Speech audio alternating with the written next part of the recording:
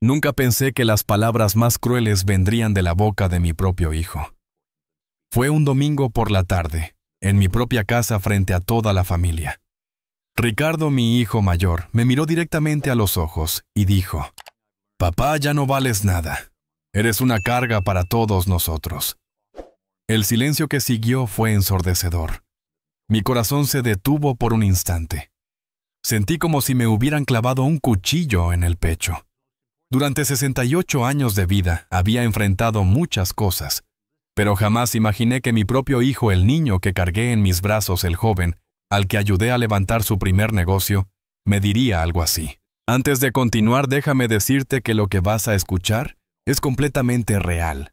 Es mi historia, mi dolor, pero también mi triunfo.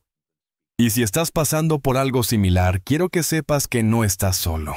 Vi cómo mi nuera Sandra sonreía levemente detrás de él. Ella siempre había sido el problema, siempre susurrándole cosas al oído, llenándolo de ideas sobre mi casa, mi terreno, mi dinero. Mis otros dos hijos, Ana y Miguel, bajaron la mirada. No dijeron nada, ni una palabra en mi defensa.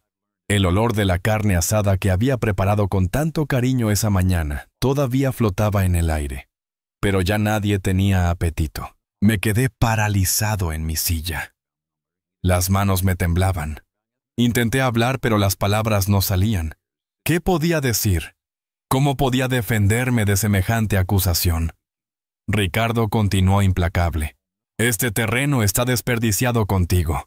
Podrías venderlo, darnos el dinero e irte a un lugar donde te cuiden mejor. Un asilo, papá. Es lo mejor para todos. Un asilo. Esa palabra resonó en mi cabeza como un trueno.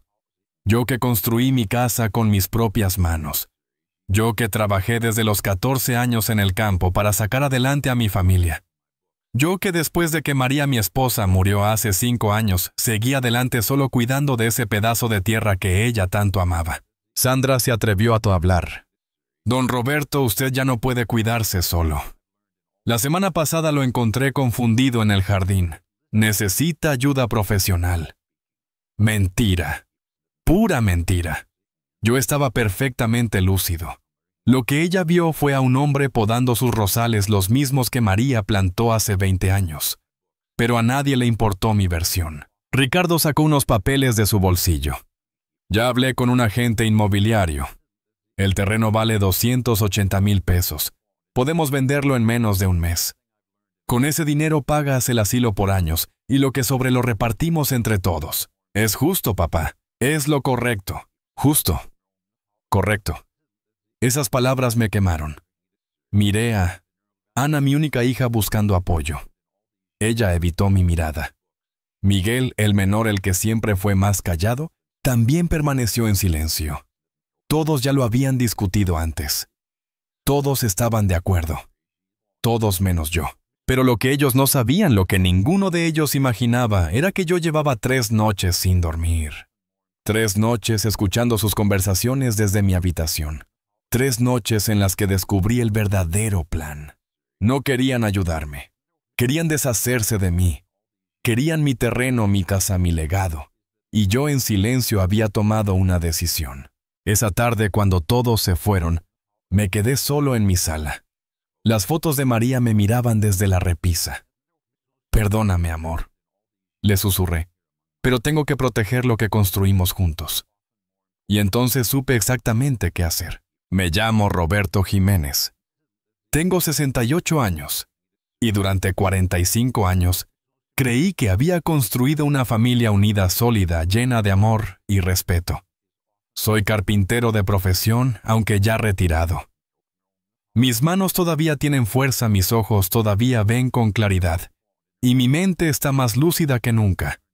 Nací en un pueblo pequeño de Michoacán donde aprendí desde niño el valor del trabajo honesto y la palabra dada. Conocí a María cuando tenía 23 años. Ella trabajaba en la tienda de su padre, y yo acababa de llegar al pueblo buscando trabajo. Fue amor a primera vista, como dicen en las películas. Nos casamos 6 meses después con lo poco que teníamos. Ella usó el vestido de su madre, yo me puse el único traje que tenía. La boda fue humilde, pero llena de alegría. Recuerdo que llovió ese día y María dijo que era señal de buena suerte. Durante los primeros años vivimos en un cuarto rentado. Yo trabajaba de sol a sol, haciendo muebles, reparando casas, aceptando cualquier trabajo honesto que apareciera. María cosía ropa para las señoras del pueblo. Ahorrábamos cada peso. Soñábamos con tener nuestra propia casa, nuestro propio terreno. Fue un camino largo y difícil, pero nunca nos rendimos. Ricardo nació en 1978. Todavía recuerdo la noche en que María me dio la noticia. Lloré de felicidad. Mi hijo. Mi primogénito. Lo cargué en mis brazos cuando nació. Y le prometí que nunca le faltaría nada, que tendría una vida mejor que la mía. Y cumplí esa promesa. Trabajé doble turno durante años para que él pudiera estudiar, para que tuviera zapatos nuevos, para que nunca pasara hambre como yo lo había pasado. Ana llegó 2 años después, en 1980. Mi princesa. Era idéntica a María, con esos mismos ojos brillantes y esa sonrisa que iluminaba cualquier habitación. Recuerdo que cuando era niña solía sentarse en mi taller y me observaba trabajar durante horas. Papá, me decía, cuando sea grande voy a hacer muebles contigo. Nunca lo hizo. Se fue a la ciudad a estudiar contabilidad, se casó con un ingeniero y poco a poco fue alejándose. Miguel, el menor, nació en 1985. El bebé de la familia. Siempre fue más callado, más reservado. Era buen estudiante, obediente, nunca dio problemas. O eso creí. Ahora me doy cuenta de que su silencio no era paz, sino indiferencia. Nunca peleó conmigo porque nunca le importé lo suficiente para hacerlo. En 1990 finalmente compramos el terreno. 2,000 metros cuadrados en las afueras del pueblo. No era gran cosa, pero era nuestro. María lloró el día que firmamos los papeles. Lo logramos, Roberto, me dijo abrazándome fuerte. Lo logramos. Construimos nuestra casa poco a poco con nuestras propias manos, con la ayuda de amigos y vecinos. Cada ladrillo, cada ventana, cada puerta tiene mi sudor y el amor de María. María murió hace 5 años, en el 2020, por complicaciones del corazón. Fue repentino. Una mañana se despertó quejándose de dolor en el pecho, y antes del mediodía ya no estaba conmigo. Los médicos dijeron que fue rápido, que no sufrió. Pero yo sí sufrí. Todavía sufro cada día sin ella. Después de su muerte, los niños vinieron al funeral, lloraron. Me abrazaron. Me prometieron que nunca me dejarían solo. Ricardo dijo: «Papá, siempre estaremos aquí para ti. Somos familia». Qué ironía, qué cruel ironía. Los primeros meses fueron los más difíciles. La casa se sentía vacía sin María. Su ropa todavía colgaba en el armario. Su cepillo de pelo todavía tenía algunos de sus cabellos. No podía deshacerme de nada. Era como si al guardar sus cosas también la estuviera enterrando a ella de nuevo. Los niños venían a visitarme, pero cada vez con menos frecuencia. Primero cada semana, luego cada 15 días, después una vez al mes. Hace 2 años, Ricardo se casó con Sandra. Desde el principio ella me miró diferente. No con cariño, no con respeto, sino con codicia. Lo vi en sus ojos la primera vez que entró a mi casa. Recorrió cada habitación, como si estuviera calculando cuánto valía todo. Le preguntó a Ricardo sobre el terreno, sobre los papeles de la propiedad, sobre si yo tenía deudas. Yo lo escuché todo desde la cocina, pero no dije nada. Quería creer que era solo curiosidad, que yo estaba malinterpretando las cosas, pero no me equivocaba. Con el tiempo, Sandra se fue metiendo más y más en la cabeza de Ricardo.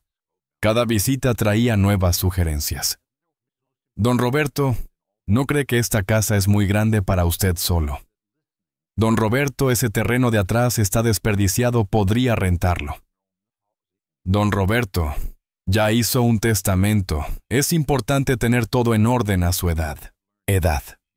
Como si 68 años significara que ya estaba acabado, que ya no servía para nada, que era hora de prepararme para morir. Pero yo me sentía bien. Todavía podía trabajar en mi taller, todavía podía cocinar mi propia comida, todavía podía cuidar mi jardín. No necesitaba que nadie me cuidara. Lo que necesitaba era que me dejaran en paz. Era un domingo de octubre. El día estaba despejado y el sol entraba por las ventanas de mi casa, llenándolo todo de una luz dorada y cálida. Había pasado toda la mañana preparando una carne asada especial esa que a Ricardo le encantaba cuando era niño. Compré cerveza, refrescos, hice agua de horchata como a Ana le gustaba. Preparé frijoles charros, tortillas, hechas a mano. Guacamole fresco. Quería que fuera un día especial, un día de familia como los que solíamos tener cuando María vivía. La mesa estaba lista a las 2 de la tarde. Puse el mantel que María bordó hace años, saqué los platos buenos que solo usábamos en ocasiones especiales. Coloqué flores frescas del jardín. En el centro de la mesa esas margaritas amarillas que crecen junto a los rosales. El aroma de la carne asada llenaba toda la casa mezclándose con el olor del cilantro recién cortado y las tortillas calientes. Ricardo llegó primero con Sandra del brazo. Ella traía un vestido nuevo caro demasiado elegante para una reunión familiar casual. Llevaba lentes de sol grandes que no se quitó hasta entrar a la casa. Ricardo me dio un abrazo rápido mecánico sin calidez. «Hola, papá», fue todo lo que dijo. Sandra ni siquiera me saludó con un beso, solo un movimiento de cabeza y un «buenas tardes» seco y frío. Oí. Ana llegó 15 minutos después con su esposo Fernando. Ella al menos me abrazó con algo de afecto, aunque noté que sus ojos evitaban los míos. «Huele delicioso, papá», dijo, pero su sonrisa no llegaba a sus ojos. Fernando me estrechó la mano con fuerza excesiva, esa clase de apretón que los hombres inseguros usan para demostrar algo que no tienen. Miguel fue el último en llegar, solo como siempre. A sus 40 años todavía no se había casado. Todavía vivía en un departamento pequeño en la ciudad. Me saludó con un abrazo breve y se sentó en la silla más alejada de la cabecera donde yo siempre me sentaba. Empezamos a comer. Yo intentaba mantener la conversación preguntando por sus trabajos, sus vidas, sus planes. Las respuestas eran cortas, sin entusiasmo. Ricardo apenas probó la carne. Sandra movía la comida en su plato sin llevársela a la boca. Ana comía en silencio mirando su teléfono cada pocos minutos. La tensión era palpable como una tormenta a punto de estallar. Entonces noté algo extraño. Ricardo y Sandra intercambiaban miradas. Ana movía nerviosamente su servilleta. Miguel tamborileaba sus dedos sobre la mesa. Algo estaba por suceder. Lo sentí en el aire, en la forma en que todos evitaban hablar realmente, en cómo ninguno parecía estar disfrutando de la comida que con tanto cariño había preparado. Fue Ricardo quien rompió el silencio. Dejó caer su tenedor sobre el plato con un sonido metálico que resonó por toda la habitación. Carraspeó. Se limpió la boca con la servilleta. Y luego me miró directamente con una frialdad que nunca antes había visto en sus ojos. «Papá», dijo con voz firme, ensayada, como si hubiera practicado ese momento muchas veces, «necesitamos hablar sobre tu futuro, mi futuro. No nuestro futuro, no la familia. Mi futuro». Como si yo fuera un problema que resolver, un asunto pendiente que debían liquidar. «Hemos estado hablando entre nosotros», continuó haciendo un gesto que incluía a Ana y Miguel. «Y todos estamos de acuerdo. Ya no puedes seguir viviendo solo. Es peligroso para ti. Podrías caerte, tener un accidente y nadie estaría aquí para ayudarte». «Pero yo estoy bien», intenté decir. Mi voz sonó débil, insegura, como si yo mismo no creyera mis propias palabras. Sandra se inclinó hacia adelante con esa sonrisa falsa que siempre usaba. «Don Roberto, entendemos que usted se sienta bien ahora, pero a su edad las cosas pueden cambiar de un día para otro. Necesita estar en un lugar con atención médica, con gente capacitada que pueda cuidarlo». «Yo no necesito que nadie me cuide», dije con más firmeza. «He vivido solo 5 años y me las he arreglado perfectamente». «Papá», intervino Ana, por primera vez su voz suave pero firme. «El otro día te encontré en el jardín y parecías confundido. No recordabas qué día era». Mentira. Pura mentira. Yo estaba perfectamente consciente de todo. Lo que ella vio fue a un hombre perdido en sus recuerdos, podando los rosales que su madre plantó, hablando con los recuerdos de su esposa. Pero eso no significaba que estuviera confundido o enfermo. Ricardo continuó sin inmutarse por mi protesta. Sacó su teléfono y comenzó a mostrarme fotos. «Mira, papá, este es el lugar del que te hablo. Se llama Residencia del Atardecer. Tienen jardines, enfermeras, las 24 horas, actividades recreativas. Hay gente de tu edad. No estarías solo. Deslizó su dedo por la pantalla mostrándome imágenes de pasillos limpios y blancos de habitaciones pequeñas con camas individuales de ancianos sentados en sillas de ruedas mirando la televisión con ojos vacíos. Eso era lo que él quería para mí. Encerrarme en una caja de cristal, etiquetarme como inservible y olvidarse de mi existencia. Ya hice una cita para que lo visitemos el próximo martes, añadió Sandra con entusiasmo como si estuviera hablando de unas vacaciones. Podemos ir todos juntos, ver las instalaciones, conocer al personal. Estoy segura de que le va a encantar don Roberto. Miré a Miguel esperando que dijera algo, lo que fuera. Él me devolvió la mirada por un breve segundo y luego bajó los ojos hacia su plato. Cobarde. Siempre había sido un cobarde. Prefería el silencio a la confrontación, prefería dejar que otros tomaran las decisiones difíciles. ¿Y qué hay de mi casa?, pregunté sintiendo cómo mi voz temblaba. ¿Qué van a hacer con mi casa? Sandra y Ricardo intercambiaron otra mirada. Fue ella quien respondió.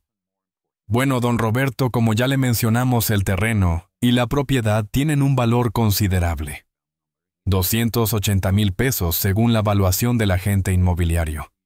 Con ese dinero podemos pagar el asilo por muchos años y además repartir lo que sobre entre ustedes. Terminé la frase por ella. Eso es lo que realmente quieren, ¿verdad? Mi terreno, mi casa, todo por lo que trabajé durante 50 años. No es así, papá, dijo Ana. Finalmente su voz sonaba culpable. Es solo que es mucho terreno para una sola persona. Y la casa necesita reparaciones. El techo tiene goteras, las tuberías son viejas. Sería mejor venderlo ahora que todavía tiene buen valor. Las goteras del techo. Las había reparado yo mismo hacía apenas 3 meses. Las tuberías funcionaban perfectamente. Todo eran excusas, mentiras mal construidas para justificar lo injustificable.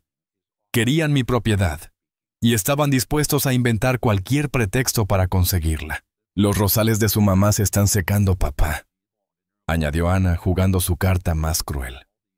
Ya no los puedes cuidar como antes. María no querría ver su jardín así. Eso fue un golpe bajo. Invocar el nombre de María, usar su memoria como arma en mi contra. Los rosales estaban perfectamente cuidados. Cada mañana los regaba, les quitaba las hojas secas, les hablaba como María solía hacer. Ese jardín era mi conexión con ella, mi forma de mantenerla viva. Y ahora querían arrebatármelo, usando su propio nombre. Ricardo volvió a sacar papeles de su bolsillo. Esta vez eran más documentos más oficiales. Mira, papá, ya hablé con el licenciado Méndez. Estos son los documentos de poder notarial. Si los firmas, yo puedo encargarme de todo. La venta de la propiedad, el trámite del asilo, todo. Tú no tendrías que preocuparte por nada. Ahí estaba. El verdadero plan. No solo querían mi casa, querían que yo les diera el poder legal para hacer lo que quisieran. Querían que firmara mi propia sentencia de muerte. Porque eso significaba para mí entrar a un asilo, el fin. El final de mi independencia, de mi dignidad, de todo lo que me hacía ser yo mismo. Tomé los papeles con manos temblorosas. Los miré sin realmente leerlos. Las palabras se mezclaban frente a mis ojos. Poder notarial irrevocable, transferencia de bienes, autorización para venta. Mi corazón latía tan fuerte que podía escucharlo en mis oídos. Solo necesito tu firma aquí, papá, dijo Ricardo señalando una línea al final del documento. Incluso sacó una pluma de su saco, una pluma cara de esas que se usan para cerrar negocios importantes.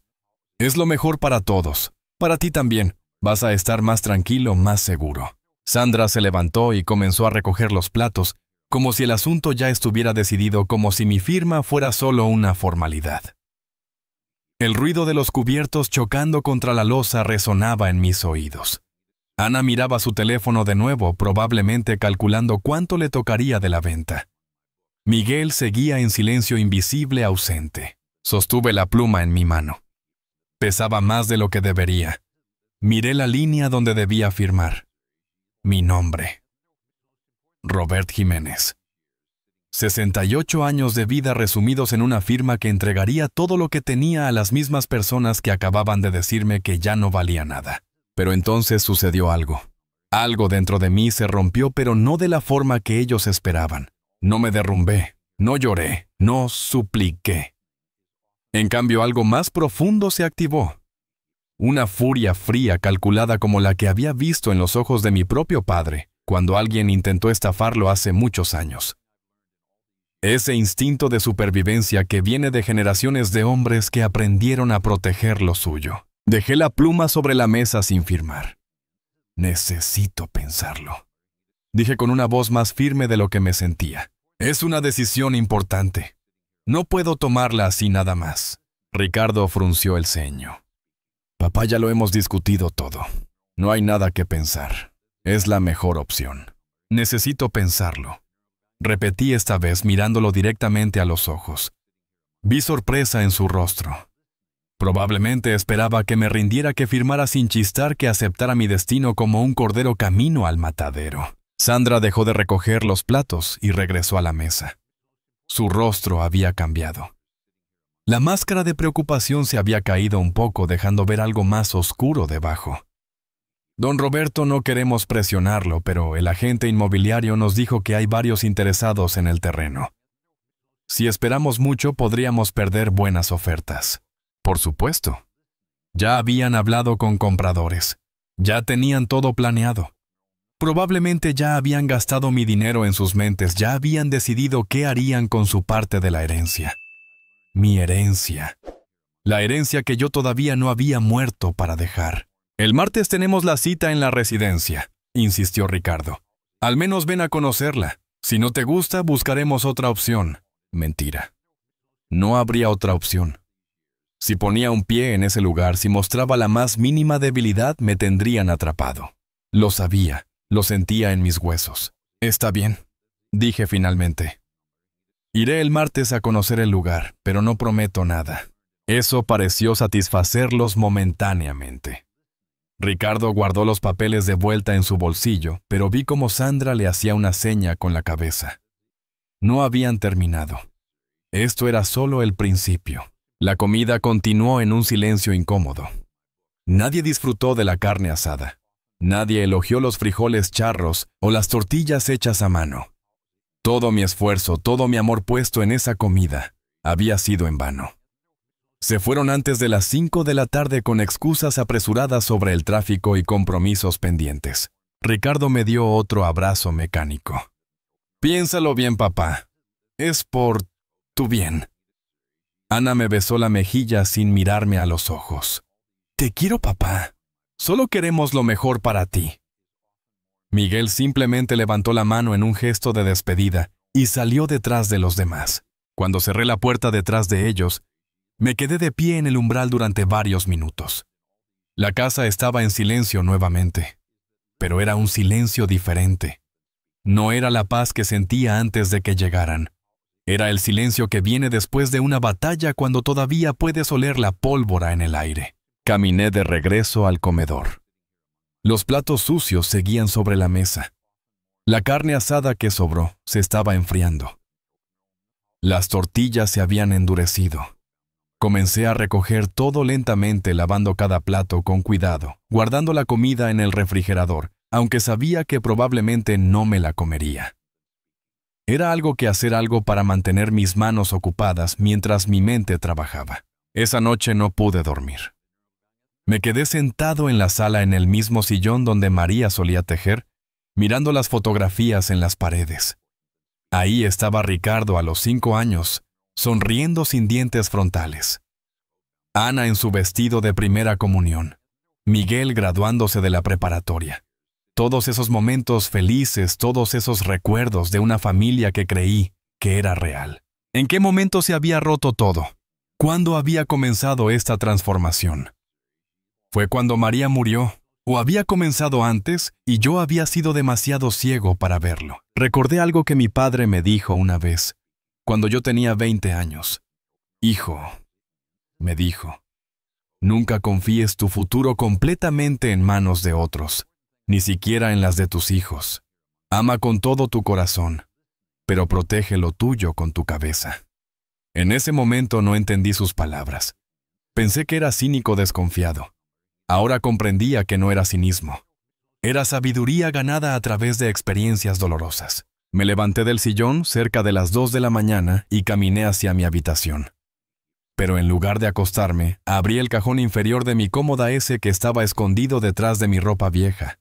Ahí envueltos en un paño de terciopelo azul, estaban los documentos de mi propiedad. El título de mi terreno, las escrituras de la casa, certificados de no adeudo, todo perfectamente organizado y guardado. Los saqué y los puse sobre la cama. Los miré bajo la luz de la lámpara de noche. Estos papeles representaban toda una vida de trabajo. Cada centímetro de ese terreno había sido pagado con mi sudor. Cada ladrillo de esa casa había sido colocado con mis propias manos. Y ahora querían quitármelo todo con una simple firma. Pero había algo más en ese cajón. Algo que María me había dado antes de morir. Una tarjeta comercial de un abogado. Si alguna vez necesitas ayuda legal, Roberto, me había dicho con voz débil desde su cama de hospital, llama a este hombre, es de confianza. Me ayudó con algo hace años. Nunca le pregunté con qué le había ayudado. Nunca pensé que necesitaría llamarlo. Pero ahora, sosteniendo esa tarjeta en mis manos, sentí como si María me estuviera guiando desde donde estuviera. Licenciado Ernesto Salazar. Derecho familiar y patrimonial. Un número de teléfono. Una dirección en el centro de la ciudad. Guardé la tarjeta en el bolsillo de mi camisa junto a mi corazón. Mañana haría esa llamada. Mañana comenzaría a protegerme, porque si algo había aprendido en esas últimas horas, era que no podía confiar en que mis hijos hicieran lo correcto. Tenía que hacerlo yo mismo. Volví a guardar los documentos en su lugar, pero esta vez con una sensación diferente. Ya no eran solo papeles, eran mi armadura, mi defensa. Y no iba a entregarlos sin pelear. Me acosté finalmente cerca de las 3 de la mañana, pero no dormí. No realmente. Cada vez que cerraba los ojos, veía la cara de Ricardo diciéndome que ya no valía nada. Veía la sonrisa falsa de Sandra mientras planeaba apropiarse de mi casa. Veía el silencio cómplice de Ana y Miguel. Pero también veía algo más. Me veía a mí mismo firmando esos papeles que Ricardo había traído. Me veía sentado en una habitación blanca y fría, de un asilo mirando por la ventana hacia un jardín que no era el mío, extrañando los rosales de María, esperando visitas que nunca llegarían. Me veía muriendo solo, olvidado, despojado de todo lo que me hacía ser yo. Y entonces tomé una decisión. No iba a permitir que eso sucediera. No sin pelear, no sin usar cada gramo de inteligencia y astucia que todavía tenía. Ellos me habían subestimado. Me habían visto como un viejo débil y confundido. Ese fue su error, porque yo no era débil, no estaba confundido. Estaba perfectamente lúcido. Y ahora estaba completamente despierto. El lunes por la mañana a las 9 en punto, marqué el número del licenciado Ernesto Salazar. Mi corazón latía fuerte mientras esperaba que contestaran. Después de 3 timbres, una voz profesional y clara respondió. Despacho del licenciado Salazar, buenos días. Buenos días, dije, intentando que mi voz no temblara. Mi nombre es Roberto Jiménez.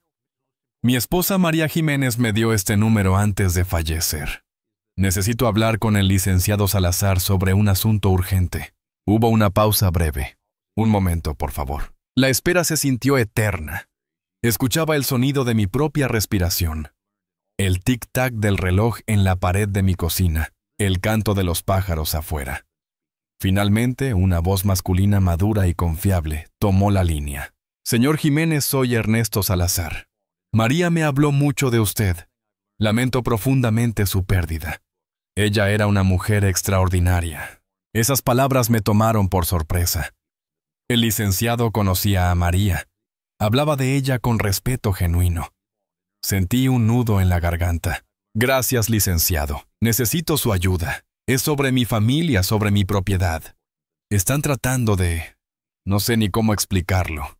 Puede venir a mi oficina esta tarde, digamos a las 4. Hablaremos con calma y veremos qué podemos hacer. Acepté inmediatamente. Me dio la dirección que ya tenía en la tarjeta y confirmamos la cita. Cuando colgué el teléfono sentí por primera vez en días que no estaba completamente. Había dado el primer paso. Esa tarde, llegué a la oficina del licenciado Salazar 15 minutos antes de la hora. El edificio estaba en el centro de la ciudad, un lugar antiguo pero bien mantenido. Subí por las escaleras hasta el tercer piso donde una placa dorada indicaba Lic. Ernesto Salazar, Derecho Familiar y Sucesiones. La secretaria me hizo pasar a una sala de espera pequeña pero acogedora. Había libros de derecho en los estantes, diplomas en las paredes y un olor a café recién hecho. A las 4 en punto el licenciado salió a recibirme personalmente. Era un hombre de unos 60 años. Cabello canoso, perfectamente peinado, traje oscuro impecable, pero con ojos amables que inspiraban confianza. Me estrechó la mano con firmeza. «Señor Jiménez, pase por favor. ¿Gusta un café?» Acepté, aunque mis nervios no necesitaban más cafeína. Nos sentamos en su oficina donde me invitó a contarle todo. Y eso hice. Le conté sobre el domingo, sobre las palabras de Ricardo sobre Sandra, y sus planes sobre los papeles de poder notarial, sobre la cita programada en el asilo para el martes. El licenciado Salazar escuchó sin interrumpir, tomando notas ocasionales en una libreta. Cuando terminé, se reclinó en su silla y me miró directamente. «Señor Jiménez, lo que están intentando hacer sus hijos tiene un nombre legal: abuso patrimonial hacia adultos mayores. Es más común de lo que la gente piensa, y es exactamente por eso que María me contactó hace algunos años. María lo contactó porque ella era una mujer muy inteligente y previsora. Vino a verme 3 meses antes de su fallecimiento. Me dijo que temía que cuando ella no estuviera, sus hijos podrían intentar aprovecharse de usted. Quería asegurarse de que usted tuviera protección legal». Me quedé sin palabras. María lo había visto venir. Incluso en su lecho de enfermedad, pensando en sus últimos días, había encontrado la fuerza para protegerme. Las lágrimas comenzaron a rodar por mis mejillas, sin que pudiera controlarlas. Ella preparó algunos documentos, continuó el licenciado, abriendo un archivo con el nombre de María. Un testamento, declaraciones juradas, incluso grabó un video testimonial. Todo está aquí perfectamente legal y notariado. ¿Y no video? Sí, quiere verlo. Asentí sin poder hablar. El licenciado sacó una laptop, buscó un archivo y le dio play. La pantalla se iluminó y ahí estaba ella, mi María, con su cabello recogido, más delgada que como la recordaba, pero con esos mismos ojos brillantes llenos de vida. «Roberto, mi amor», dijo su voz desde la grabación, y mi corazón se detuvo. «Si estás viendo esto, significa que ya no estoy contigo y que nuestros hijos están mostrando su verdadera cara. Perdóname por no habértelo dicho en vida, pero no quería preocuparte mientras estabas cuidándome». Se detuvo, tomó aire y continuó. «He notado cosas, Roberto. La forma en que Ricardo pregunta sobre el terreno, cómo Sandra mide cada habitación con los ojos, cómo Ana y Miguel han dejado de visitarnos regularmente. No son los niños que criamos. El dinero, la ambición, las malas influencias los han cambiado». María se limpió una lágrima de su rostro en la grabación.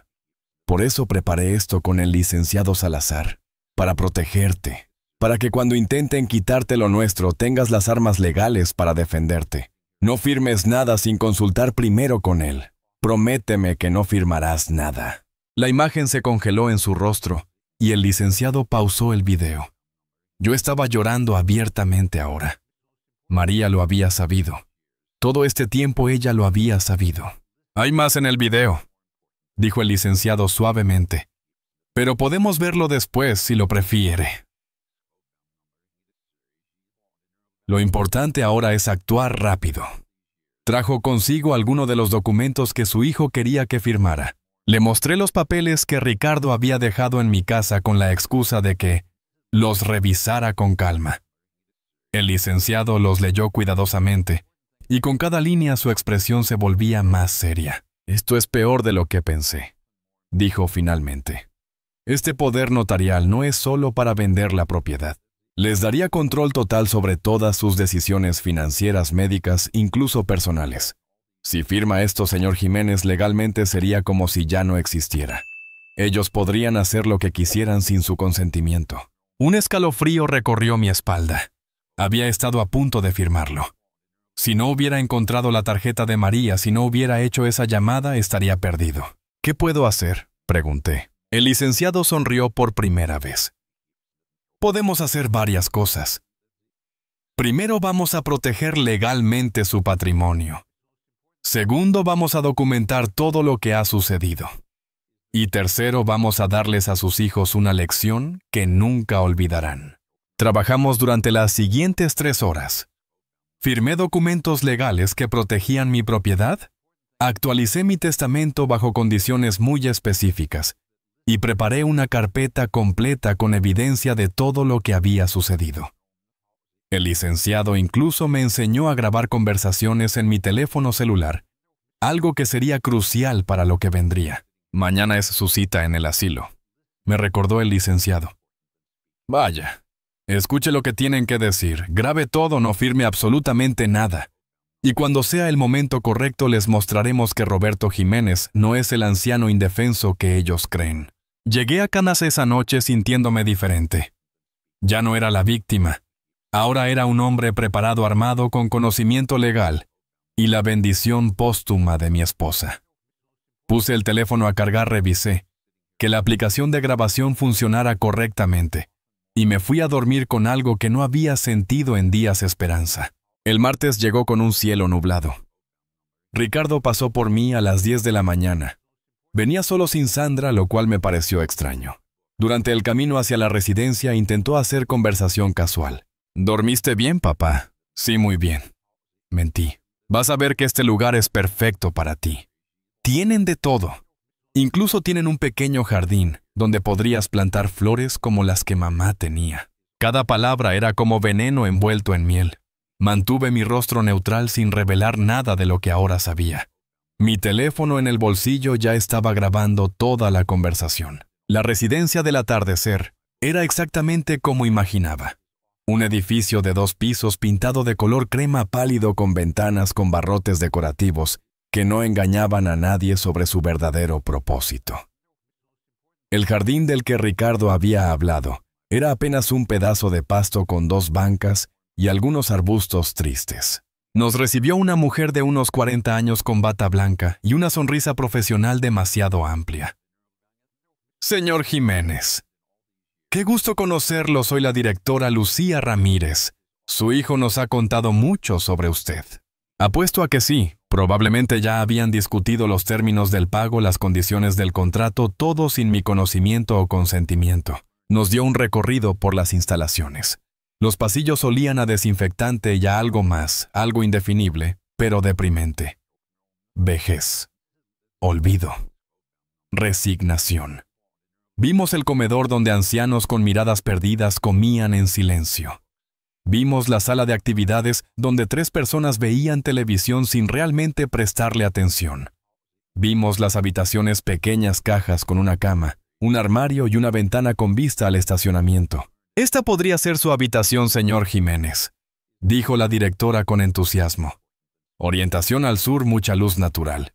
Tenemos actividades todos los días, bingo, los lunes, películas, los miércoles, visitas de voluntarios los viernes. Bingo. Películas. Como si eso fuera suficiente para llenar una vida. Ricardo intervino. ¿Y cuál es el costo mensual? Para el paquete completo que incluye habitación 3 comidas al día, enfermería básica y actividades recreativas son 8,000 pesos mensuales. Tenemos un descuento si paga anual por adelantado. 8,000 pesos mensuales. 96,000 al año. En 5 años casi $500,000 de pesos. Y según el agente inmobiliario que Ricardo había mencionado, mi propiedad valía 280,000. Los números no cuadraban. ¿Dónde iría el resto del dinero? La directora nos llevó a su oficina para discutir los detalles. Sobre su escritorio ya había documentos preparados listos para firmar. Contratos de admisión, autorizaciones médicas, poderes para que mi familiar responsable pudiera tomar decisiones en mi nombre. Normalmente requerimos un depósito inicial del primer mes más un mes adicional de garantía, explicó la directora. Pero su hijo ya hizo una reserva con 2,000 pesos. Solo necesitamos su firma en estos documentos para proceder con la admisión. Ricardo sacó una pluma, la misma pluma cara del domingo. Papá aquí dice que te podemos admitir el próximo lunes. Eso nos da tiempo de preparar tus cosas, empacar lo necesario. ¿Y mi casa?, pregunté mirándolo directamente. Ya te lo expliqué, papá. Vamos a venderla. Con ese dinero pagas el asilo y lo que sobre se lo reparten entre ustedes. Terminé la frase. Mi voz era tranquila, pero había algo en mi tono que hizo que Ricardo se detuviera. No es así, papá. Es para tu bien. ¿Dónde están Ana y Miguel?, pregunté de repente. ¿Por qué no vinieron hoy? Se supone que esta decisión nos involucra a todos. Ricardo se removió incómodo en su silla. Ellos tenían trabajo, pero están de acuerdo. Hablamos anoche los tres. Ya veo. Hablaron entre ustedes sobre mí, sin mí. Como siempre. Papá, no empieces con dramas. Esto ya está decidido. Solo firma los papeles. Ahí estaba. La máscara había caído. Ya no era piénsalo bien o es por tu bien. Ahora era una orden. Firma los papeles. Como si yo fuera un niño incapaz de tomar mis propias decisiones. Tomé los documentos y comencé a leerlos lentamente, cuidadosamente.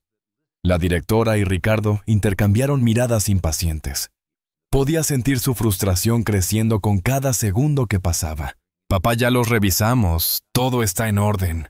Quiero leerlos yo mismo, dije sin levantar la vista. Y mientras leía, encontré exactamente lo que el licenciado Salazar me había advertido que buscaría. Cláusulas escondidas en letra pequeña. Autorizaciones para tratamientos médicos, según el criterio del familiar responsable. Permisos para que la institución tome las medidas necesarias para el bienestar del residente, incluyendo restricción de visitas y comunicaciones, si se considera pertinente. Restricción de comunicaciones. Eso significaba que podrían aislarme completamente del mundo exterior si así lo decidieran. Nadie podría visitarme sin su autorización. Nadie podría sacarme de ahí. Estos documentos, dije finalmente dejándolos sobre el escritorio, le dan a mi hijo poder absoluto sobre mi vida. Él podría decidir aislarme, medicarme, incluso determinar a quién puedo ver o no ver. La directora intentó intervenir con su voz profesional.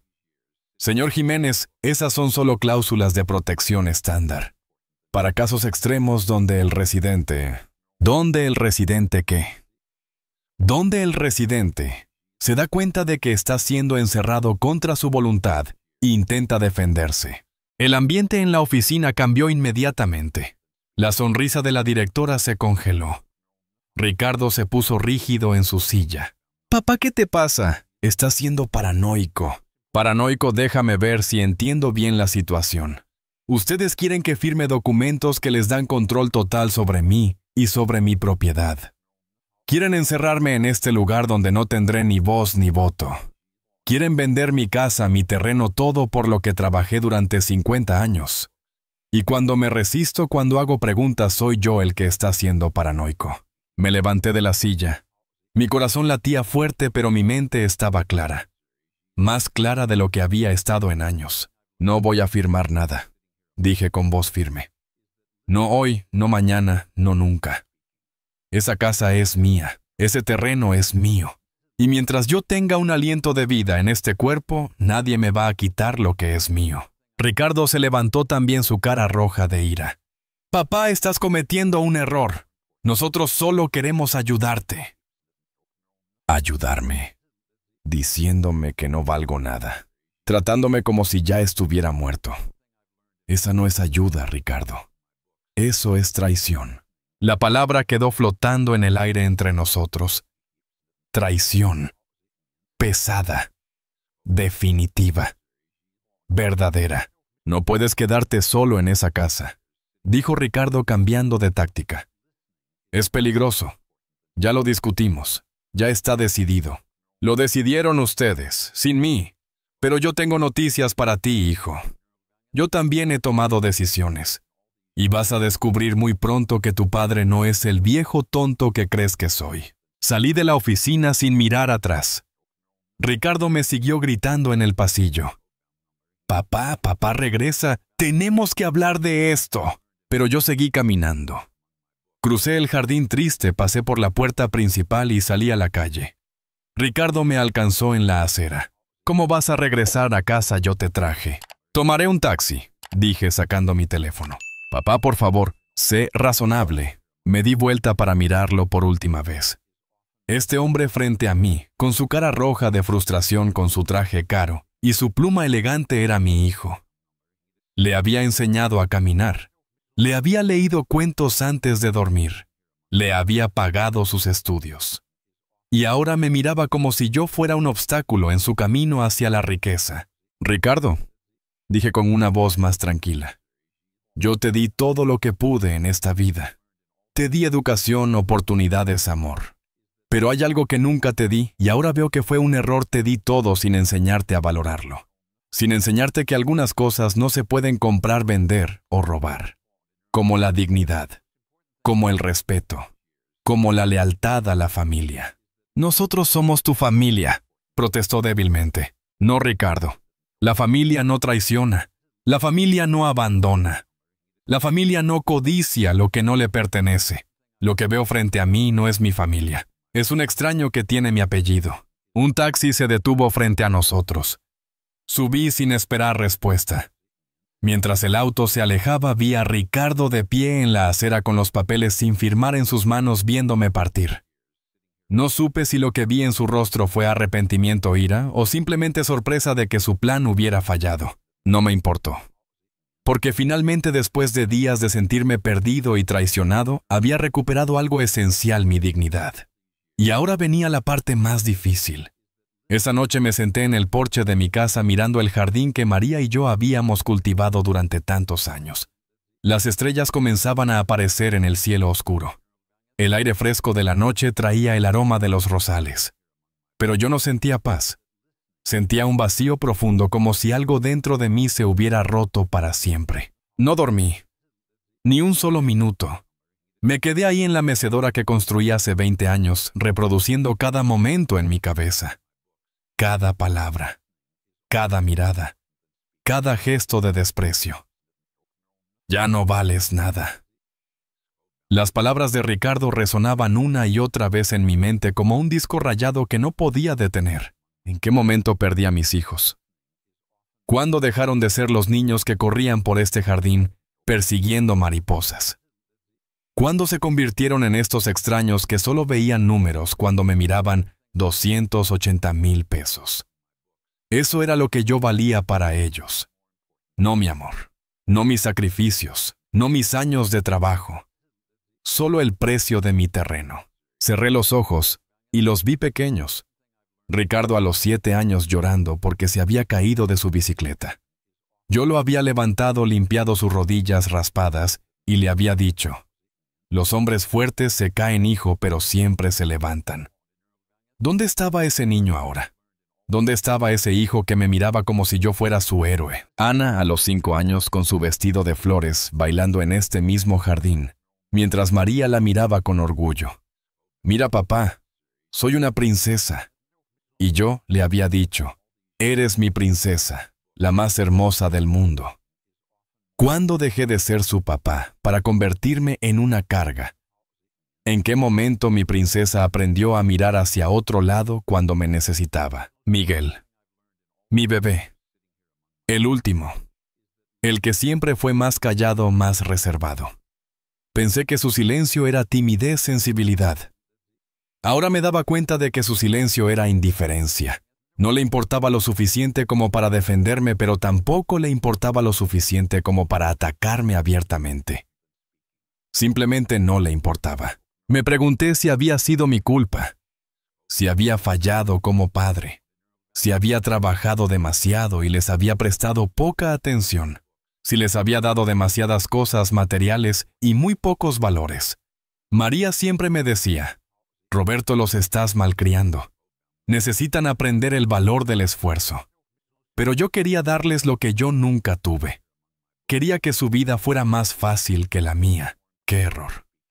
¡Qué terrible error! Las lágrimas comenzaron a correr por mis mejillas. No intenté detenerlas. Ahí solo en la oscuridad de la noche me permití llorar. Lloré por la familia que creí tener y que nunca existió realmente. Lloré por los años que dediqué a construir algo que ahora querían destruir. Lloré por María, que había visto todo esto venir y había tratado de protegerme incluso después de muerta. María, susurré hacia el cielo estrellado. ¿Qué hago? ¿Cómo llegamos aquí tú y yo? Criamos a estos niños con amor, con valores, con el ejemplo. ¿Dónde nos equivocamos? El viento sopló suavemente moviendo las ramas del árbol de aguacate que planté cuando Ricardo nació. 47 años tenía ese árbol. Había sobrevivido tormentas, sequías, plagas. Seguía dando frutos cada año. Pero mis hijos, mis propios hijos, no habían sobrevivido a la tentación del dinero, a la codicia, a las malas influencias. Me levanté de la mecedora y caminé por el jardín. Mis pasos me llevaron a los rosales de María. Incluso en la oscuridad podía ver sus formas, sentir su presencia. Toqué las hojas suavemente como solía hacer ella. Estos rosales habían sido su orgullo. Los cuidaba cada día, les hablaba, les ponía música. Las plantas sienten el amor, decía ella, igual que las personas. ¿Habían sentido mis hijos mi amor? ¿O había sido insuficiente? ¿O tal vez había sido demasiado al punto de no dejarlos crecer? De no enseñarles la dureza de la vida. Recordé el día que le presté dinero a Ricardo para abrir su primer negocio. 20,000 pesos que había ahorrado durante 2 años.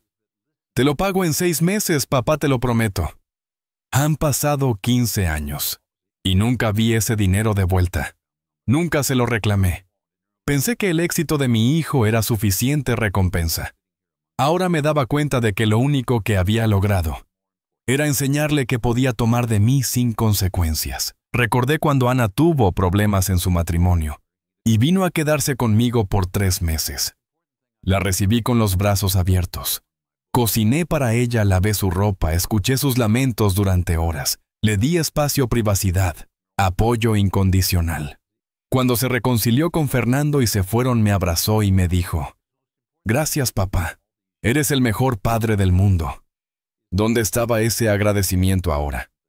¿Dónde estaba esa hija que me llamaba el mejor padre del mundo? Recordé las veces que ayudé a Miguel con sus deudas. La vez que pagué su renta por 6 meses cuando perdió su trabajo. La vez que le compré un auto usado para que pudiera ir a entrevistas. Nunca me lo agradeció realmente.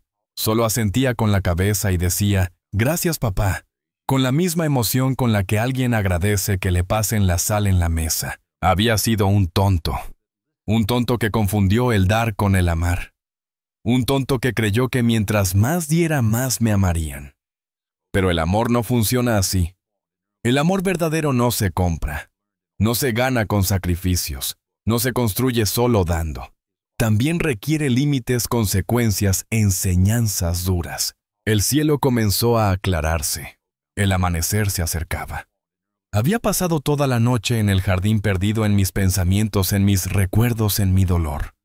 Mi cuerpo estaba cansado, pero mi mente estaba más despierta que nunca. Entré a la casa y fui directamente a la habitación que había sido de María y mía. Me senté en su lado de la cama, el que había permanecido intacto desde su muerte. Su almohada todavía tenía la forma de su cabeza. Su mesa de noche todavía tenía su libro favorito marcado en la página donde lo había dejado antes de ir al hospital esa última vez. Abrí el cajón de su mesa de noche. Ahí estaban sus cosas más preciadas, su rosario, las cartas de amor que le escribí cuando éramos jóvenes, fotos de nuestros hijos de pequeños, y un sobre amarillo que nunca había visto antes. Lo tomé con manos temblorosas. En el frente, con la letra de María, decía: «Para Roberto, abre solo cuando más lo necesites». Este era el momento. Lo sabía. Con dedos torpes por la emoción abrí el sobre. Dentro había una carta escrita a mano en el papel especial que María usaba para ocasiones importantes. «Mi querido Roberto», comenzaba, «si estás leyendo esto significa que he partido y que estás enfrentando lo que siempre temí que enfrentarías solo. Nuestros hijos te están fallando, ¿verdad? Puedo verlo en el futuro porque ya lo he visto en pequeños detalles del presente. Perdóname por no hablar contigo sobre esto mientras vivía. No quería que cargaras con esta preocupación mientras me cuidabas durante mi enfermedad. Pero necesito que sepas algunas cosas. Primero, no es tu culpa. Fuiste un padre extraordinario. Les diste todo lo que pudiste y más. El problema no fue que dieras demasiado poco, sino que ellos aprendieron a recibir sin valorar. Y eso, mi amor, no es tu falla. Es la de ellos. Segundo, protégete. Sé que tu corazón es noble y que quieres creer lo mejor de nuestros hijos. Pero cuando las personas muestran quiénes son realmente, créeles. No te aferres a la memoria de lo que fueron. Responde a la realidad de lo que son ahora. Tercero, ese terreno, esa casa no es solo propiedad. Es tu historia. Es nuestra historia. Es el fruto de nuestro trabajo, de nuestro amor, de nuestros sueños. No lo entregues solo porque te hagan sentir culpable. No lo entregues solo porque son tus hijos. Lo que es tuyo y tienes derecho a decidir qué hacer con ello. Cuarto, hay un testamento actualizado con el licenciado Salazar. Ya lo conoces porque te di su tarjeta. En ese testamento hice disposiciones específicas. No las he incluido aquí porque quiero que las descubras con él. Solo te diré esto: protegí lo nuestro de la manera en que debí haberlo hecho años atrás. Quinto y más importante, no estás solo. Sé que te sientes así. Sé que sientes que has perdido a tu familia. Pero Roberto, la familia no es solo sangre. La familia es quien te valora, quien te respeta, quien está contigo en los momentos difíciles. Y hay personas en tu vida que han sido más familia que nuestros propios hijos. No llores por quienes eligieron alejarse. Celebra a quienes eligieron quedarse. Te amo. Te amé desde el primer día que te vi. Te amaré hasta que nos volvamos a encontrar. Y cuando ese día llegue, quiero que llegues con tu dignidad intacta, con tu cabeza en alto, habiendo vivido en tus propios términos. Sé fuerte, mi amor. Sé valiente. Y recuerda, el valor de un hombre no se mide por lo que sus hijos dicen de él, sino por cómo vive su vida cuando es probado. Siempre tuya, María. Las lágrimas caían sobre el papel manchando las palabras, pero no importaba. Ya las había grabado en mi corazón, cada una de ellas. María, incluso después de muerta, seguía siendo mi luz en la oscuridad. Doblé la carta cuidadosamente y la guardé en el bolsillo de mi camisa junto a mi corazón. Me levanté de la cama con una sensación diferente. El dolor seguía ahí. La tristeza seguía ahí. Pero ahora había algo más. Algo que no había sentido en días. Propósito. María tenía razón. Había estado llorando por una familia que ya no existía, en lugar de proteger lo que todavía tenía. Había estado permitiendo que el miedo y la culpa me paralizaran, en lugar de actuar con la inteligencia y la fuerza que todavía poseía. Fui a la cocina y me preparé un café. Mientras el agua hervía, miré por la ventana hacia el terreno que se extendía detrás de mi casa. 2000 metros cuadrados de tierra fértil. Árboles frutales que yo mismo planté. Un pequeño huerto donde María cultivaba verduras. Un pozo de agua que cavé con mis propias manos hace 30 años. Este no era solo un pedazo de propiedad valorado en 280,000 pesos. Este era mi legado, mi historia, mi vida. Y nadie, absolutamente nadie, me lo iba a quitar. Saqué mi teléfono y marqué el número del licenciado Salazar. Eran apenas las 6 de la mañana, pero esto no podía esperar. Licenciado, dije cuando contestó: soy Roberto Jiménez. Encontré una carta de María. Dice que hay un testamento. Necesito saber qué dice. Necesito saber qué planeó ella. Venga a mi oficina a las 9, respondió sin dudarlo. Es hora de que conozca el plan completo. Colgué el teléfono y tomé mi café lentamente. El sol ya había salido completamente. Los pájaros cantaban en los árboles. El jardín se veía hermoso bajo la luz de la mañana. Este era mi hogar. Este era mi santuario.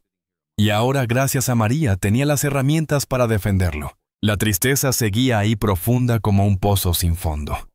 Probablemente siempre estaría ahí una herida que nunca sanaría completamente. Pero había tomado una decisión. No iba a permitir que esa tristeza me consumiera. No iba a permitir que me convirtiera en la víctima que mis hijos esperaban que fuera. Si querían una pelea, la tendrían. Pero no sería con un viejo débil y confundido. Sería con Roberto Jiménez, un hombre que había sobrevivido 68 años de vida, que había construido todo desde cero, que había enfrentado pérdidas y tragedias, y siempre se había levantado. Me duché, me afeité con cuidado, me puse mi mejor camisa. Cuando me miré al espejo vi a un hombre diferente del que había sido hace unos días. Mis ojos ya no mostraban solo dolor. Ahora mostraban determinación. A las 8:30 salí de mi casa. Antes de cerrar la puerta me volteé para mirar una última vez el interior. Las fotos en las paredes, los muebles que construí, los recuerdos de toda una vida. Todo estaba exactamente donde debía estar, y así es como iba a permanecer. Llegué a la oficina del licenciado Salazar exactamente a las 9. Esta vez no estaba nervioso. Esta vez sabía que venía a descubrir las armas que María me había dejado para esta batalla. El licenciado me recibió con un café y una carpeta gruesa sobre su escritorio. Señor Jiménez, antes de abrir esta carpeta, necesito preguntarle, ¿está listo para conocer todo lo que María preparó? Algunas cosas podrían sorprenderlo. Estoy listo, respondí sin dudarlo. Encontré su carta anoche. Sé que ella vio esto venir. El licenciado asintió y abrió la carpeta.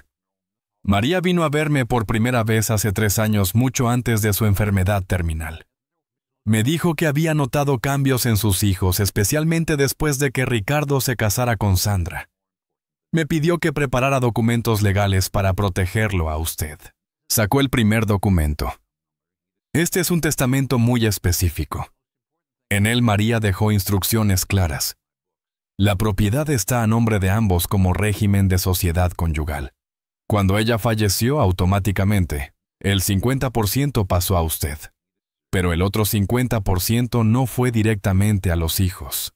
¿Qué quiere decir? María creó un fideicomiso. Ese 50% está protegido en un fideicomiso, que solo se puede activar bajo condiciones muy específicas.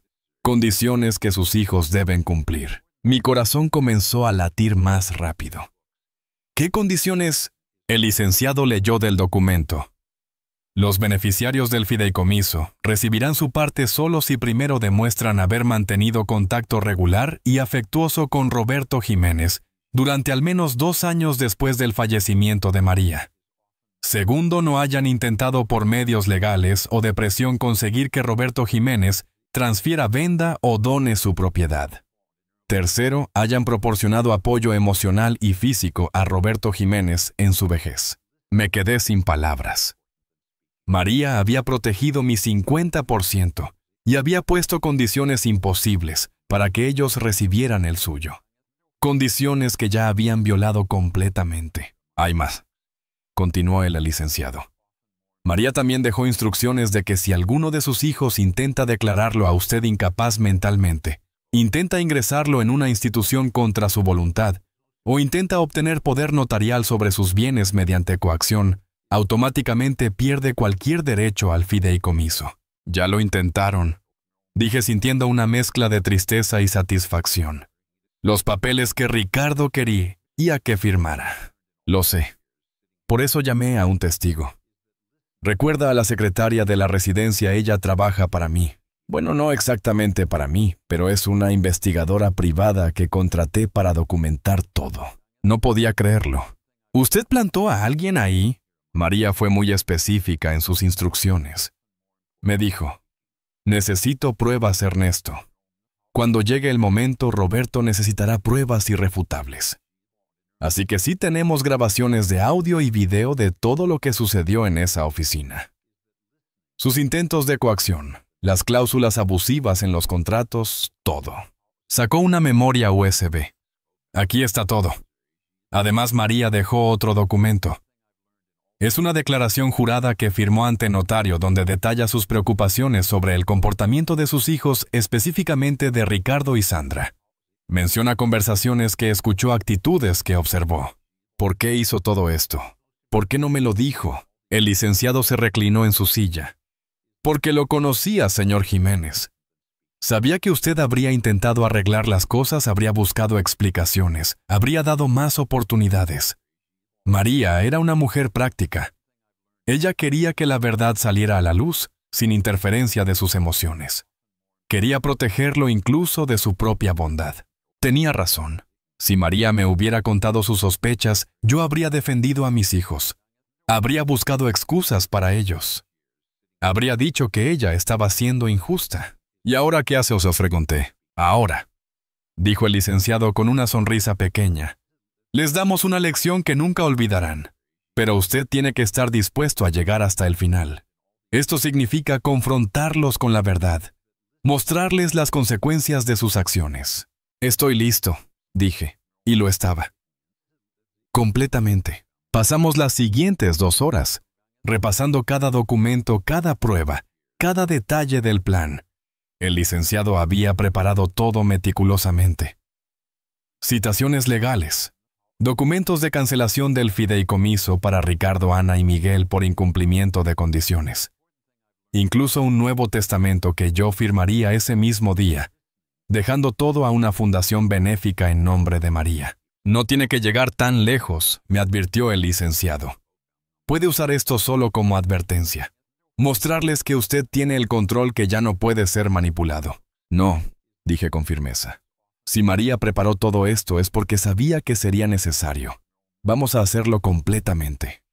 Ellos tomaron su decisión cuando me dijeron que no valgo nada. Ahora yo tomo la mía. Esa tarde desde la oficina del licenciado hice 3 llamadas. Una a cada uno de mis hijos. El mensaje fue el mismo. Vengan a mi casa mañana a las 5 de la tarde. Los 3, es importante. No aceptaré excusas. Ricardo intentó preguntar de qué se trataba. Papá, ¿ya pensaste mejor las cosas? ¿Vas a firmar los papeles? Mañana a las 5, repetí y colgué. El jueves llegó con un cielo despejado y brillante. Pasé la mañana preparándome. Limpié la casa, preparé café. Puse la mesa del comedor con los mismos platos de la última vez, como un eco de aquella comida que había terminado tan mal. Pero esta vez sería diferente. Esta vez yo tenía el control. A las 4:30 el licenciado Salazar llegó con su maletín. También vino la investigadora que había trabajado en la residencia y un notario público. Los instalé en mi estudio donde podían escuchar pero no ser vistos. ¿Estás seguro de esto?, me preguntó el licenciado una última vez. Completamente, respondí. Ricardo llegó primero a las 5:10. Venía con Sandra, aunque yo no la había invitado. No me sorprendió. Ella no iba a perderse esto. Papá, dijo Ricardo al entrar con esa sonrisa falsa que ahora reconocía tan claramente. Me da gusto que hayas recapacitado. Traje los papeles de nuevo, ya los revisé con el notario y... Siéntate, lo interrumpí. Espera a que lleguen tus hermanos. Ana llegó puntual a las 5 exactamente. Miguel llegó 10 minutos tarde como siempre. Cuando todos estuvieron sentados alrededor de la mesa de pie frente a ellos, sentí una claridad que no había experimentado en años. Gracias por venir. Comencé. Sé que todos están ocupados, que tienen sus propias vidas, sus propios problemas. Así que aprecio que hayan sacado tiempo para su viejo padre. Papá, no empieces con el drama, dijo Ricardo. ¿Vas a firmar los papeles o no? Porque si nos hiciste venir solo para... Silencio. Mi voz resonó en la habitación con una autoridad que los sorprendió a todos, incluso a mí mismo. Vas a escuchar. Los 3 van a escuchar, y no van a interrumpir hasta que yo termine. El silencio que siguió fue absoluto. Hace una semana, continué, me dijiste que ya no valgo nada, que soy una carga, que debería irme a un asilo y entregarles mi propiedad. En ese momento me sentí destruido. Pensé que tal vez tenías razón, que tal vez yo era solo un estorbo en sus vidas. Vi cómo Ana bajaba la mirada. Miguel se removía incómodo en su silla. Solo Sandra mantenía esa expresión desafiante. Pero entonces recordé algo. Recordé quién soy. Recordé todo lo que he construido. Y recordé que tengo a alguien que me sigue cuidando incluso después de muerta. Su madre. Puse sobre la mesa la carta de María. María sabía. Hace 3 años ella ya sabía lo que ustedes iban a intentar. Y se preparó. Me preparó. Ricardo se puso pálido. ¿De qué estás hablando? Estoy hablando de un testamento que tu madre hizo sin que ninguno de ustedes lo supiera. Estoy hablando de un fideicomiso con condiciones que ustedes ya violaron. Estoy hablando de que todo lo que han intentado hacer esta semana está perfectamente documentado, grabado y certificado ante notario. Saqué mi teléfono y puse sobre la mesa la grabadora de audio que había estado funcionando durante nuestra visita a la residencia. Ricardo, ¿recuerdas cuando me dijiste en la oficina de la residencia que yo tenía que firmar, que ya estaba decidido? Tengo cada palabra grabada. Eso es ilegal, protestó Sandra. No puedes grabar a la gente sin su consentimiento. ¿En realidad?, dijo el licenciado Salazar saliendo del estudio. En este estado es perfectamente legal grabar conversaciones en las que uno es participante. Y el señor Jiménez era participante de todas esas conversaciones. La cara de Ricardo se puso roja. ¿Quién es usted? Soy el licenciado Ernesto Salazar, abogado de la familia Jiménez, desde hace 3 años. Fui yo quien ayudó a la señora María a preparar su testamento y el fideicomiso. Y soy yo quien ahora va a explicarles las consecuencias legales de sus acciones. El licenciado puso sobre la mesa una pila de documentos. Según el testamento de María Jiménez, ustedes 3 eran beneficiarios de un fideicomiso que contenía el 50% de esta propiedad. Sin embargo, ese beneficio estaba condicionado a su comportamiento hacia su padre. Comportamiento que han violado de múltiples formas. Comenzó a leer. Intento de coacción para obtener poder notarial.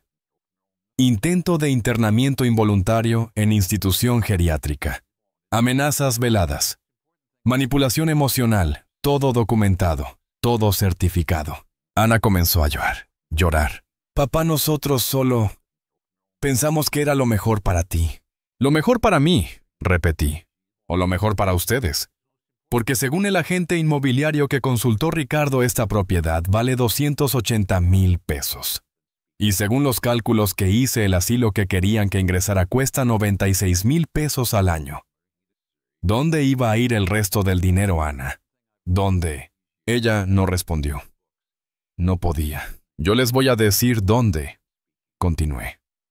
Iba a ser repartido entre ustedes 3.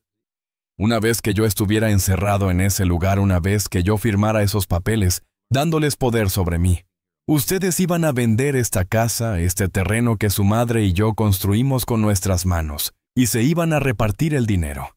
¿No es así?, protestó Ricardo débilmente. No, entonces explícame por qué trajiste papeles de poder notarial. Explícame por qué ya habías hablado con el agente inmobiliario. Explícame por qué Sandra ya había calculado cuánto le tocaría a cada uno. Sandra se levantó bruscamente. No tenemos por qué escuchar esto. Vámonos, Ricardo. Siéntate, ordenó el licenciado, porque lo que viene ahora les interesa especialmente. Sacó otro documento. Por incumplimiento de las condiciones del fideicomiso, Ricardo Jiménez, Ana Jiménez y Miguel Jiménez quedan excluidos como beneficiarios. El 50% de la propiedad que correspondía a María Jiménez será destinado a la Fundación María Jiménez para el apoyo de adultos mayores en situación de vulnerabilidad fundación, que se creará con estos recursos. «No puedes hacer eso», gritó Ricardo. «Esa herencia es nuestra». «No», dije con calma. Esa herencia era de su madre, y ella decidió qué hacer con ella. Ustedes tuvieron 3 años para demostrar que merecían recibirla. 3 años para ser los hijos que ella esperaba que fueran. Y fallaron. Miguel habló por primera vez. «Papá, nosotros...» «Lo siento. Yo debí haber dicho algo. Debí haberte defendido». «Sí debiste», respondí. «Pero no lo hiciste». Y el silencio, Miguel, es también una forma de traición. El licenciado continuó. Además, el señor Roberto Jiménez ha firmado hoy un nuevo testamento. En él deja su 50% de la propiedad también a la fundación. Esto significa que cuando él fallezca, ustedes no recibirán nada de esta propiedad. Esto es una venganza, dijo Sandra con veneno en su voz. Está castigándolos por preocuparse por él. No, respondí mirándola directamente. Esto es justicia. Esto es proteger lo que María y yo construimos de las manos de quienes solo ven su valor monetario. Y esto es enseñarles una lección que claramente nunca aprendieron, que el respeto no se compra, se gana. Y que la dignidad de un padre no se negocia. Ricardo se levantó, su cara roja de ira. Bien, si eso es lo que quieres, adelante. Pero no esperes que volvamos a visitarte. No esperes que estemos ahí cuando nos necesites. Ricardo, dije suavemente, no los he necesitado en años. Y claramente nunca los tendré cuando realmente los necesite. Así que su amenaza no me asusta. Me libera. Los tres se fueron sin decir más. Sandra salió primero con paso furioso. Ricardo la siguió evitando mi mirada. Ana se detuvo en la puerta, volteó a verme con lágrimas en los ojos, pero no dijo nada. Miguel fue el último, arrastrando los pies como un niño castigado. Cuando la puerta se cerró detrás de ellos, me quedé de pie en el comedor vacío. El silencio llenó la casa. Pero esta vez no era un silencio doloroso. Era un silencio de paz, de cierre, de libertad. El licenciado puso una mano en mi hombro. ¿Está bien? Sí, respondí. Y era verdad. Por primera vez en mucho tiempo estoy bien. Han pasado 6 meses desde aquel día.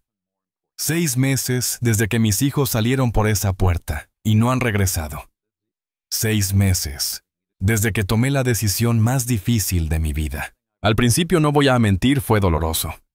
Las primeras semanas me despertaba esperando una llamada que nunca llegaba. Miraba el teléfono esperando un mensaje, una disculpa, alguna señal de que habían reflexionado. Pero nada. El silencio fue absoluto. Ricardo bloqueó mi número. Lo sé porque intenté llamarlo una vez, solo una vez, y la llamada ni siquiera timbró. Ana cambió su número de teléfono. Una vecina que la conoce me lo contó. Miguel simplemente desapareció como si nunca hubiera existido. Pero algo curioso sucedió. Algo que no esperaba. A medida que pasaban las semanas, el dolor se fue transformando. No desapareció. Nunca desaparecerá completamente, pero se transformó en algo diferente. En aceptación. En paz. Y finalmente, en liberación. Descubrí que había estado cargando un peso durante años, sin darme cuenta. El peso de pretender que tenía una familia que en realidad ya no existía. El peso de dar amor incondicional a quienes solo me daban atención condicionada. El peso de ser alguien que no era, de actuar como si todo estuviera bien cuando claramente no lo estaba. Ahora por las mañanas me despierto sin esa ansiedad. Preparo mi café en paz, salgo al jardín y cuido los rosales de María sin sentir esa tristeza aplastante. Le hablo, sí, todavía le hablo, pero ahora nuestras conversaciones son diferentes. Le cuento sobre mi día, sobre los pájaros que vienen a comer a los comederos que instalé, sobre el aguacate nuevo que está creciendo. Tenías razón, amor, le digo mientras riego las flores. Tenías razón en todo. La Fundación María Jiménez para el Apoyo de Adultos Mayores se estableció oficialmente hace 4 meses. El licenciado Salazar me ayudó con todos los trámites legales. Ya tiene sus primeros 3 beneficiarios, don Aurelio. Un señor de 75 años cuyos hijos lo abandonaron en un hospital. Doña Esperanza, una mujer de 80 años que vivía en la calle después de que su familia la echara de su casa. Y don Francisco, un veterano de guerra de 82 años, que no tenía a nadie. Les doy apoyo económico mensual. Les ayudo a conseguir atención médica. Pero más importante aún, les doy tiempo, compañía, dignidad. Cosas que mis propios hijos nunca me dieron a mí. Don Aurelio viene todos los miércoles a ayudarme en el jardín. Trabajamos juntos en silencio o conversando, y luego compartimos un almuerzo que yo preparo. Doña Esperanza me enseñó a tejer. Sí, yo, Roberto Jiménez, carpintero de toda la vida, ahora sé tejer bufandas. María se estaría riendo de mí, pero sé que también estaría orgullosa. Don Francisco me cuenta historias de la guerra, historias que nadie más quiere escuchar. Y yo lo escucho con atención, porque sé lo importante que es sentirse escuchado. Estos 3 ancianos, estos 3 desconocidos, se han convertido en más familia para mí que mis propios hijos de sangre. Nos cuidamos mutuamente, nos respetamos, nos valoramos. Y eso descubrí es lo que realmente significa familia. El terreno sigue siendo mío. La casa sigue siendo mía. Cada mañana me levanto en mi propia cama, en mi propio cuarto, rodeado de mis propias cosas. Tomo decisiones sobre mi vida sin tener que consultar con nadie. Como lo que quiero. Veo lo que quiero. Vivo como quiero. Me siento solo a veces, sí. No voy a romantizar esto. Hay noches en que extraño lo que pude haber tenido, la familia que soñé tener. Pero ya no extraño lo que realmente tenía, porque lo que realmente tenía era una ilusión dolorosa. Hace 3 meses me encontré a Ana en el supermercado. Fue completamente accidental.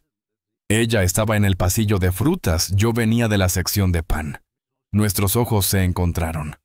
Vi sorpresa en su rostro, luego vergüenza, luego algo que podría haber sido arrepentimiento. Se acercó lentamente.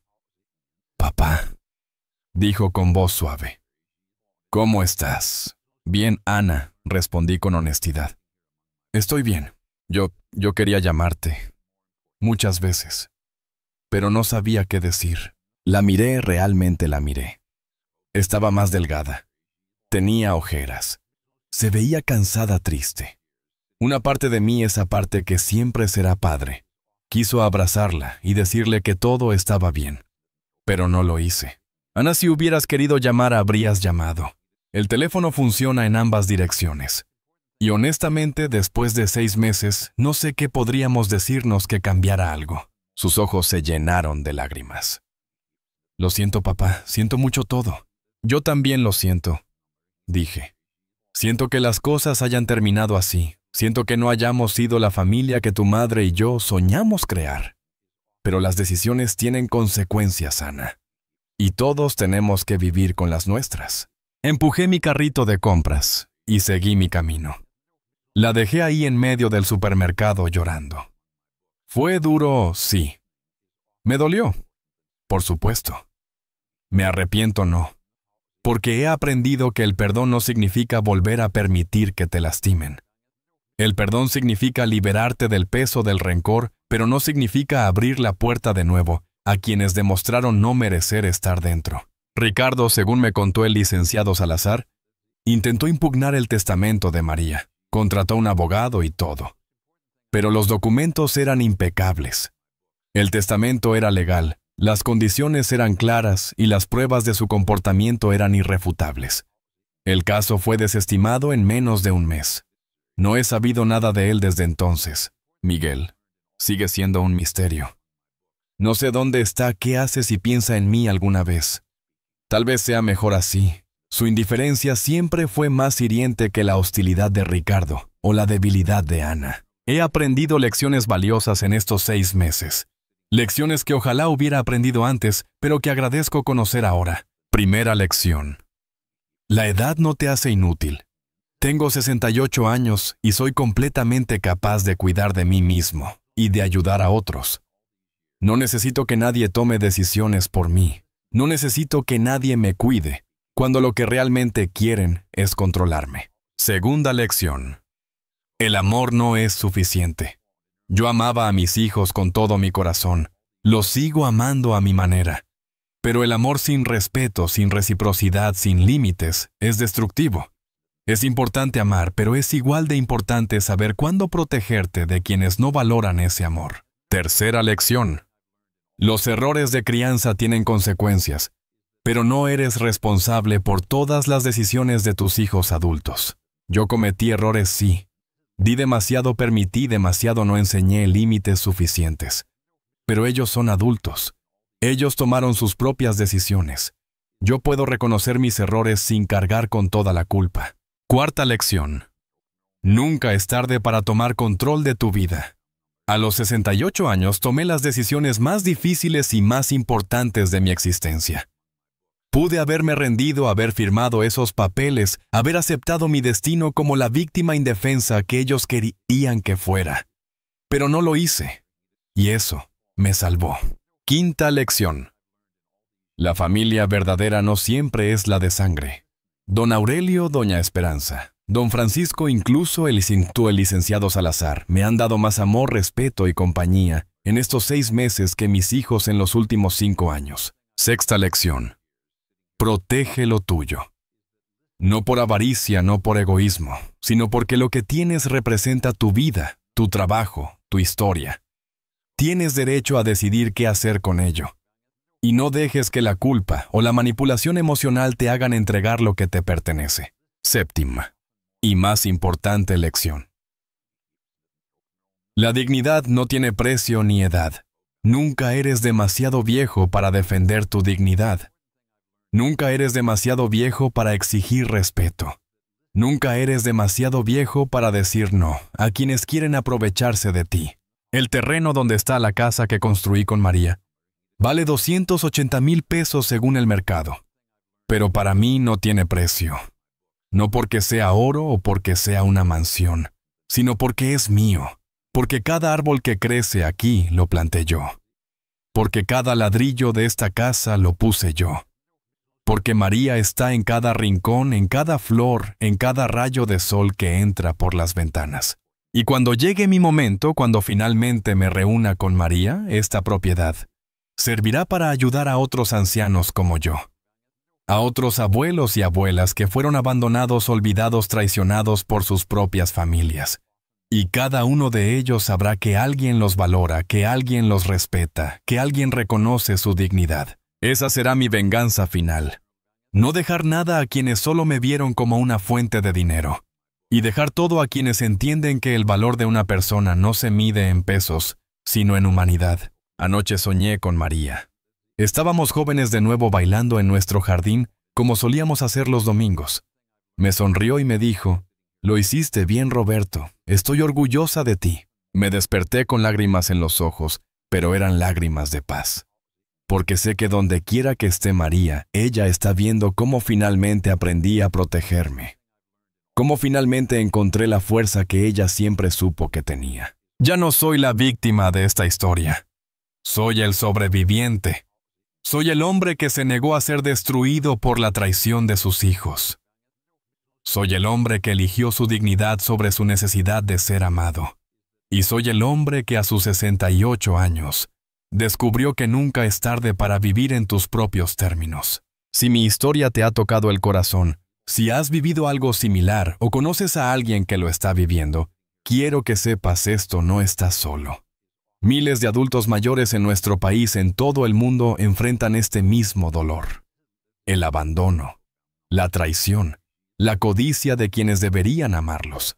Pero también quiero que sepas que tienes poder, tienes derechos, tienes dignidad que nadie puede quitarte a menos que tú lo permitas. Mi consejo desde mi experiencia, desde mi dolor y mi triunfo es este. Primero, busca ayuda profesional. Un buen abogado especializado en derecho familiar. No esperes a estar en crisis. Protege tus bienes legalmente mientras todavía puedes. Segundo, documenta todo. Si tus hijos, tus familiares están presionándote, graba las conversaciones. Guarda los mensajes. Ten testigos. La verdad necesita pruebas. Tercero, haz un testamento claro y específico. No dejes que otros decidan por ti después de que ya no estés. Y si es necesario, pon condiciones. Tu patrimonio es tuyo y tienes derecho a dejarlo a quien tú decidas. Cuarto, no tengas miedo de decir no. No es una palabra completa. No necesita explicación. No necesita justificación. Si algo no te parece correcto, no lo hagas. Punto. Quinto, busca comunidad. No te aísles. Hay grupos de apoyo para adultos mayores. Hay organizaciones. Hay personas que entienden por lo que estás pasando. No cargues este dolor solo. Sexto, recuerda que el amor verdadero se demuestra con acciones, no con palabras. Si alguien dice amarte pero te trata sin respeto, créele a sus acciones, no a sus palabras. Y séptimo, tu vida, tu historia, tu trabajo valen. Vales tú, no por lo que tienes, sino por quien eres. Y nadie, absolutamente nadie, tiene derecho a hacerte sentir menos. Estoy aquí en mi casa, en mi jardín, viviendo cada día con la frente en alto. Tengo 68 años y más vida que muchos jóvenes. Tengo planes, tengo sueños, tengo propósito. La Fundación María es solo el comienzo. Si mi historia te conmovió, si te hizo reflexionar, si te ayudó, aunque sea un poco, compártela. Compártela con ese abuelo que vive solo, con esa abuela que sus hijos ya no visitan, con ese adulto mayor que está siendo presionado para entregar lo que es suyo. Diles que no están solos. Diles que hay justicia posible. Diles que la dignidad no tiene fecha de caducidad.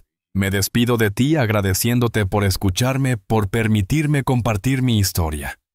Fue doloroso vivirla, fue difícil contarla, pero si sirve para ayudar, aunque sea a una persona, habrá valido la pena. Recuerda, el valor de un hombre no lo definen sus hijos. Lo define cómo vive su vida cuando es puesto a prueba. Y yo elegí vivir la mía con dignidad. Un abrazo fuerte lleno de esperanza y fuerza desde mi casa, desde mi jardín, desde este pedazo de tierra que María y yo construimos con amor y que ahora protejo con orgullo. Roberto Jiménez, 68 años viviendo en mis propios términos.